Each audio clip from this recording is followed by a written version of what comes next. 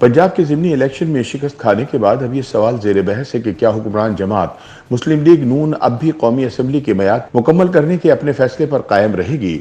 ज्यादातर तज्जियाकार समझते हैं कि कम अज कम वज़ीर आज़म शहबाज शरीफ अब भी यही चाहेंगे कि आम इंतखाबात की मुद्दत को आगे की जानिब खींचा जाए, फिर वज़ीर आज़म आर्मी चीफ की तकर्री का फैसला करें, जिसके बाद इंतखाबात का ऐलान कर दें। याद रहे कि इमरान खान के खिलाफ तहरीक अदम एतमाद आने के बाद ये खबर आम थी कि इन्हें नवंबर से पहले निकालने का फैसला इसलिए हुआ था ताकि वो साबिक ISI chief lieutenant general Faiz Hamid को नया आर्मी चीफ न बना दें। दूसरी जानिब तज्जियाकारों के मुताबिक इमरान खान की जानिब से दबाव बढ़ाया जाएगा कि फौरी तौर पर वफाकी हुकूमत का खात्मा और नए इंतखाबात का ऐलान हो। ज़िमनी इलेक्शन के नताइज का ऐलान होने के बाद इमरान खान ने एक ट्वीट में कहा कि मुल्क के आगे बढ़ने का वाहिद रास्ता फौरी तौर पर साफ और शफाफ इलेक्शन है, जो कि गैर मुतनाज़ा इलेक्शन कमीशन करवाए। कोई और रास्ता सियासी बेयकीनी और मजीद मुआशी अफरा तफरी का बाइस बनेगा। खुद हुक्मरान जमात के बाज़ रहनुमाओं ने तस्लीम किया है कि इमरान खान का फौरी इंतखाबात के इनेकाद का दबाव वफाकी हुकूमत के लिए बर्दाश्त करना मुश्किल हो सकता है। अगर हुकूमत ये दबाव बर्दाश्त नहीं कर पाती तो ये ज़िमनी इंतखाबात के नताइज का मैंडेट है कि जिसने ये वाज़ा कर दिया है कि PTI एक बड़ी सियासी हकीकत है और अहम मुल्की फैसले इसकी मंशा के बगैर नहीं हो सकते। ये भी ख्याल किया जा रहा है कि इमरान खान फौरी इलेक्शन करवाने के लिए पंजाब और खैबर पख्तूनख्वा की हुकूमतें भी ख़त्म कर सकते हैं, जिससे वफाकी हुकूमत भी दबाव में आ जाएगी। पीपल्स पार्टी के सीनियर रहनुमा कमर जमान कायरा कहते हैं कि हुकूमत पर फौरी इंतखाबात के इनेकाद का दबाव पहले भी था, जो अब मजीद बढ़ जाएगा। अगर इमरान खान तसादुम के बजाय अफाम और तफहीम का रास्ता अपनाते हुए मुतालबा करें तो शायद सियासी जमातें रजामंद हो जाएं। वैसे तो ज़िमनी इंतखाबात सूबाई असम्बली के चंद गिने चुने हल्कों में हुए हैं और बज़ाहिर तो इन ज़िमनी इंतखाबात का वफाकी हुकूमत से कोई ताल्लुक नहीं है, लेकिन मुबस्सरीन इसरार करते हैं कि पंजाब के ज़िमनी इंतखाबात में मुस्लिम लीग नून को शिकस्त के बाद वफाकी हुकूमत कायम रखने का सियासी और इखलाकी जवाज़ नहीं रहता। लेकिन अगर मुस्लिम लीग नून किसी न किसी तरह वफाकी हुकूमत कायम रखती है तो पाकिस्तान की तारीख में पहली वफाकी हुकूमत होगी जो खालिसतन इस्लामाबाद के इक़्तिदार तक महदूद होगी। ये बहुत ही अनोखा मामला होगा कि वफाक में बरसर इक़्तिदार जमात पंजाब, सिंध, बलूचिस्तान और खैबर पख्तूनख्वा समेत गिलगित बल्तिस्तान और पाकिस्तान के ज़ेरे इत्माम कश्मीर में कहीं भी हुकूमत नहीं रखती। इस सूरत हाल में सवाल यह है कि क्या शहबाज शरीफ इस्लामाबाद के चंद मुरब्बा किलोमीटर पर हुकूमत करेंगे।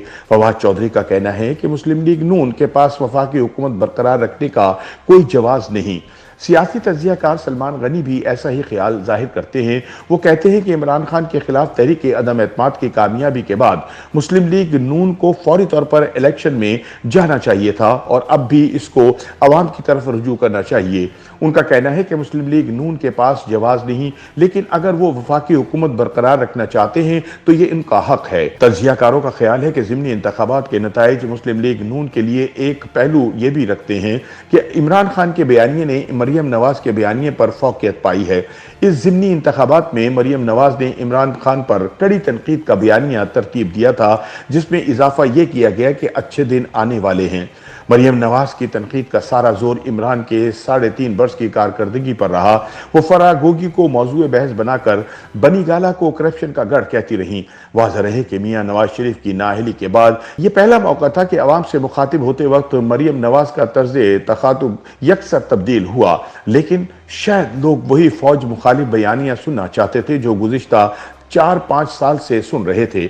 अगर ज़िमनी इंतखाबात के तनाजुर में इमरान के बयानिए की बात करें तो वो मुसलसल कहते रहे कि चोरों और डाकुओं के टोले को इस्टेब्लिशमेंट के ईमा पर हमारे ऊपर लाकर बिठाया गया। यानी वो जहां शरीफ खानदान पर कड़ी तनकीद करते थे, वहां वो सबसे ज्यादा तनकीद फौजी इस्टेब्लिशमेंट पर कर रहे थे।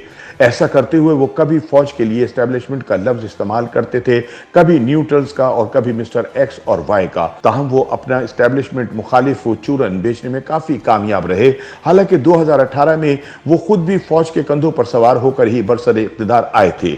सियासी तज्जियाकार कहते हैं कि अगर PTI ज़िमनी इंतखाबात हार जाती तो ये तासुर मजीद मजबूत हो जाता कि वो जलसे जुलूसों की जमात है जो गुज़िश्ता इलेक्शन भी इस्टेब्लिशमेंट की मदद से जीती थी और कोई भी इलेक्शन उनकी सपोर्ट के बगैर नहीं जीत सकती।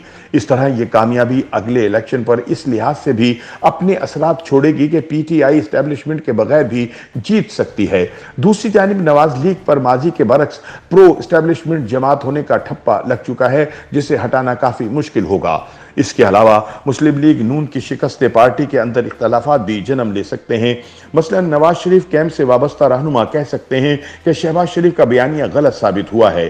شہباز کو عمران خان کے خلاف تحریک عدم اعتماد کی کامیابی کے بعد حکومت سازی کی جانب نہیں جانا چاہیے تھا، جبکہ شہباز شریف کے کیمپ کی جانب سے یہ کہا جا سکتا ہے چونکہ مریم نواز انتخابی مہم چلا رہی تھی، لہٰذا یہ مریم کی ناکامی ہے۔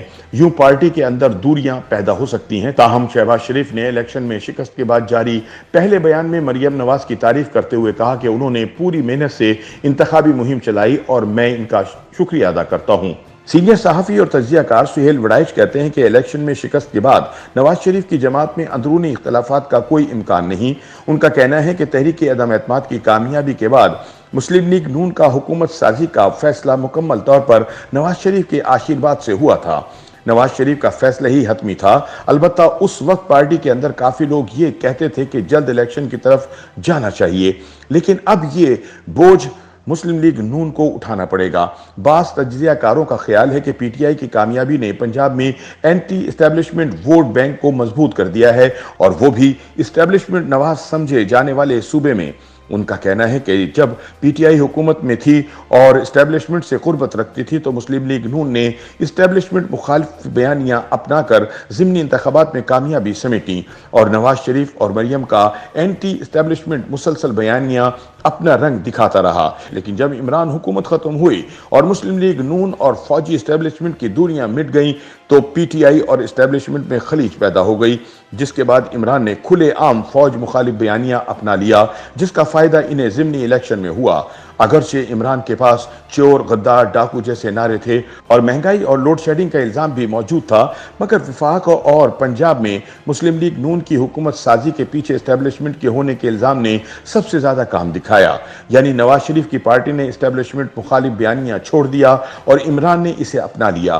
حالانکہ عمران قطعی طور پر اینٹی اسٹیبلشمنٹ نہیں، ان کا فوج سے صرف اتنا اختلاف ہے کہ مجھے اقتدار میں لانے کے بعد وقت پورا کیوں نہیں کرنے دیا گیا اور میری جگہ شہباز شریف کو اقتدار کیوں دے دیا گیا۔ تاہم یہ حقیقت ہے کہ نواز شریف کا ووٹ کو عزت دینے کا بیانیہ شہباز شریف کے اقتدار میں آنے کے بعد کہیں کھو گیا تھا، خصوصاً ضمنی انتخابات میں پی ٹی آئی والوں کو اپنی جماعت کے امیدوار بنانے کے بعد۔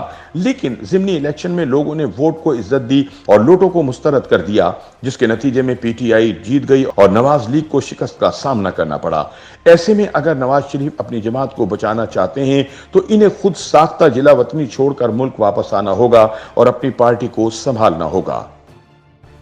یوٹیوب پر گوگلی نیوز دیکھنے کے لیے youtube.com کی سرچ بار میں googly news T V type کریں۔ گوگلی نیوز کے پیج پر سرخ رنگ کے سبسکرپشن والے بٹن پر کلک کرنا نہ بھولیے۔ یوٹیوب پیج پر اپلوڈ ہونے والی ویڈیوز سے باخبر رہنے کے لیے بیل آئیکن پر کلک کیجیے۔ آپ کو ہر نئی ویڈیو کے بارے میں نوٹیفیکیشن موصول ہو جائے گا۔